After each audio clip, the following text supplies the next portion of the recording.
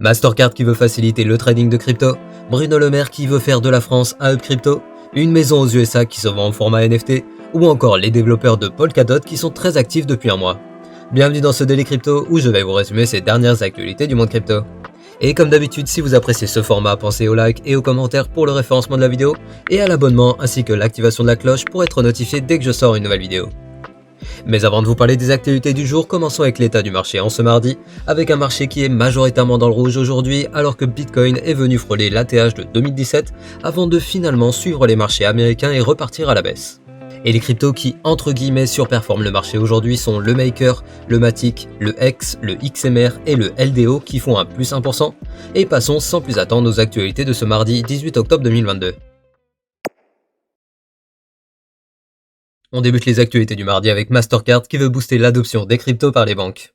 En effet, alors que ces derniers mois on voit de plus en plus d'institutions bancaires dans le monde qui commencent à proposer des services liés aux cryptos, on a Mastercard qui a bien compris qu'il ne fallait pas rater le virage crypto, et suite à de nombreux partenariats comme celui avec Binance qui va permettre à 90 millions de commerçants d'accepter les paiements en crypto-monnaie, on a appris hier que Mastercard avait signé un nouveau partenariat avec la société Paxos, la société émettrice du PUSD de Binance, dans le but de proposer un programme destiné aux banques pour qu'elles puissent proposer des services de trading crypto. Et concrètement, Mastercard servira de passerelle entre Paxos qui mettra à disposition ses services et les banques souhaitant proposer ce nouveau service à leurs clients, et de leur côté, Mastercard se chargera de l'aspect sécurité et réglementaire. En effet, actuellement, une des principales limites à l'adoption des cryptos par les banques est le fait que la mise en place de ces services est très complexe et pour le moment il n'y a pas de cadre clairement défini. Donc avec ce service, Mastercard souhaite proposer une solution clé en main que les banques pourront adopter pour proposer des services de trading crypto à leurs clients.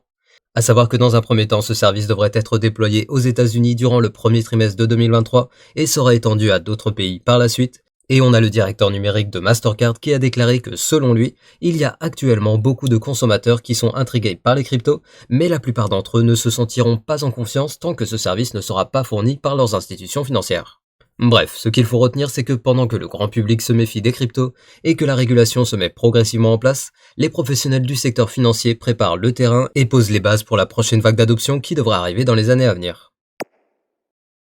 Et pendant que le secteur financier pose les fondations pour l'adoption des cryptos, on a eu Bruno Le Maire, le ministre de l'économie et des finances, qui a répondu aux questions de BFM Crypto. Il a tout d'abord commencé par rappeler que la France a joué un rôle majeur dans la réglementation MiCA, qui a pour but de faire de l'Europe la première zone économique mondiale en matière de structuration et d'organisation du marché des cryptoactifs. Et il a précisé qu'au sein de cette Europe, il avait pour ambition de faire de la France le principal hub crypto, un projet sur lequel la France est déjà en train de travailler, car on a déjà les entreprises Binance et Crypto.com qui s'installent actuellement en France pour développer l'écosystème crypto français. Et il a précisé que d'autres acteurs internationaux pourraient suivre en souhaitant faire de la France leur camp de base en Europe. À savoir qu'au sujet de la finance décentralisée et des NFT, il a déclaré qu'il voulait que la France devienne leader dans ces secteurs, qu'il estime être des domaines qui peuvent profondément transformer le secteur financier traditionnel.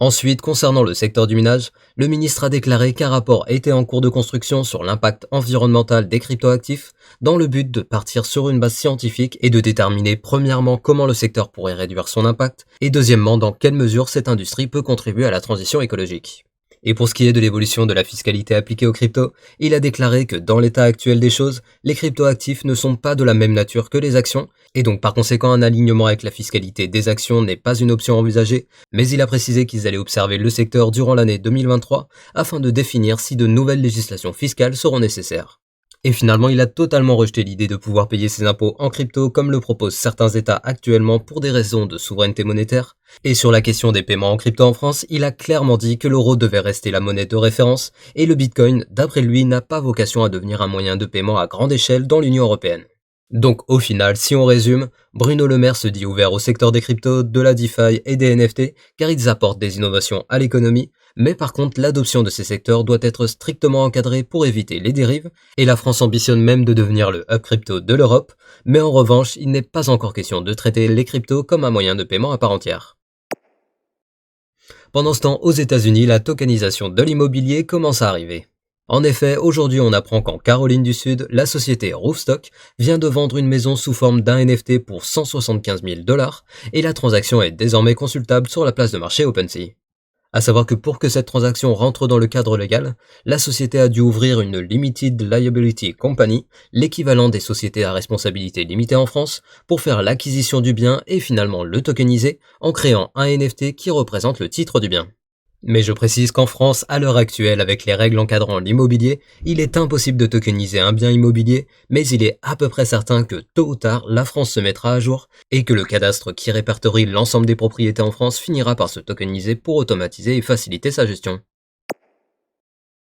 Revenons dans le secteur des cryptos avec la crypto qui fait la une des actualités aujourd'hui, après avoir lancé son mainnet il y a tout juste quelques heures. En effet, aujourd'hui, on a le projet qui se nomme Aptos qui vient de lancer son mainnet, et pour ceux qui ne connaîtraient pas ce projet, il s'agit d'une blockchain de type Layer 1 au même titre qu'Ethereum, et l'équipe qui est derrière ce projet sont des anciens développeurs de Diem, le projet de stablecoin de Facebook, qui avait fini par être enterré suite à la pression des politiques et des régulateurs américains. Et si ce projet fait beaucoup parler de lui aujourd'hui, c'est parce qu'il a fait la promesse d'avoir une blockchain très sécurisée, évolutive et très performante, avec un nombre de transactions par seconde qui dépasse celle de la concurrence comme par exemple Solana, et l'autre particularité est que le projet est soutenu par des gros investisseurs du secteur crypto, car ils ont déjà levé 350 millions de dollars auprès de par exemple FTX Venture, A16Z ou encore Binance Lab.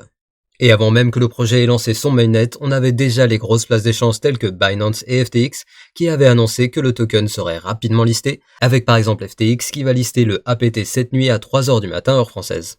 Mais par contre, il y a un gros point négatif qui inquiète la communauté. En effet, la tokenomics du projet n'a pas été révélée publiquement et il n'y a pas eu d'ICO, ce qui faisait craindre à la communauté que le jour du listing, les investisseurs du projet allaient dumper leurs tokens sur les personnes l'achetant le jour du listing. Mais ce matin, on a eu la société sud-coréenne Upbit qui a fait fuiter les informations sur la tokenomics du projet, qui montrent que 51,02% des tokens seront alloués à la communauté, 19% aux principaux contributeurs, 16,5% à la fondation et 13,48% aux investisseurs, avec une distribution qui devrait se faire sur une période de 10 ans. Et aujourd'hui, on a également eu l'équipe derrière le projet qui a demandé aux grosses places d'échange telles que Binance de ne pas lancer le trading du token avant 2 semaines. Donc là, concrètement, il semble que l'équipe derrière Aptos craint une vente massive de leur token et pour le moment, Binance n'a toujours pas mis en suspens le lancement du trading de l'APT qui est prévu pour demain. Bref, au final, le projet fait de grandes promesses sur les performances de sa blockchain et a de gros investisseurs qui sont derrière eux, mais je vous rappelle que ces deux seuls critères ne suffisent pas à garantir le succès du projet, donc si vous avez l'intention d'investir dans cette crypto, je vous conseille de tout d'abord observer comment vont se dérouler les choses dans les jours à venir et d'éventuellement y mettre un petit billet quand le prix aura stabilisé. Pendant ce temps, du côté de la blockchain de Polkadot, les développeurs s'activent comme jamais. En effet, le réseau Polkadot et ses parachains a été le réseau sur lequel les développeurs ont été les plus actifs sur ces 30 derniers jours, avec pas moins de 15 433 contributions, un record qui coïncide avec la publication d'une feuille de route vendredi dernier qui prévoit une série de fonctionnalités en cours de développement qui devraient à terme permettre au réseau de traiter jusqu'à 1 million de transactions par seconde. Et je précise que l'année dernière, Polkadot avait déjà fini dans le trio de tête des blockchains les plus actives en termes d'activité des développeurs avec Cardano et Ethereum. Et on finit les actualités du mardi avec le flash du jour. Tout d'abord, on a Do Kwon qui, je vous le rappelle, est toujours recherché par les autorités sud-coréennes et Interpol qui a donné une interview à la chaîne crypto Unchained Podcast où il a totalement nié toutes les accusations portées contre lui et accuse les autorités de propager de fausses informations et il a déclaré regretter la chute de l'UST de Terra. Et pour les plus curieux d'entre vous, je vous mets en description le lien vers l'interview sur YouTube. Ensuite, on a Christopher Waller, un membre du conseil des gouverneurs de la Réserve fédérale des États-Unis, qui se dit opposé à l'émission d'une MNBC par la Fed, car il estime que simplement passer à une version digitale du dollar émise par la Fed n'améliorera pas les transactions transfrontalières, car d'après lui, ces améliorations devraient tout d'abord passer par un perfectionnement des systèmes de paiement existants. Et finalement, on a le CTO de Walmart aux États-Unis qui a déclaré que les cryptos sont au milieu d'une disruption technologique et qu'elles vont devenir un moyen de transaction important pour les clients. Ainsi se termine le Daily Crypto du mardi. Je vous invite à venir me suivre sur mon Twitter que vous retrouverez dans la description. Et je vous rappelle que vous pouvez retrouver mon contenu en version ultra condensée sur mon TikTok et mon Instagram que vous retrouvez également dans la description. Et comme d'habitude, pensez au like pour le référencement de la vidéo et à l'abonnement ainsi que l'activation de la cloche pour être notifié dès que je sors une nouvelle vidéo. Et je vous dis à demain pour un nouveau Daily Crypto.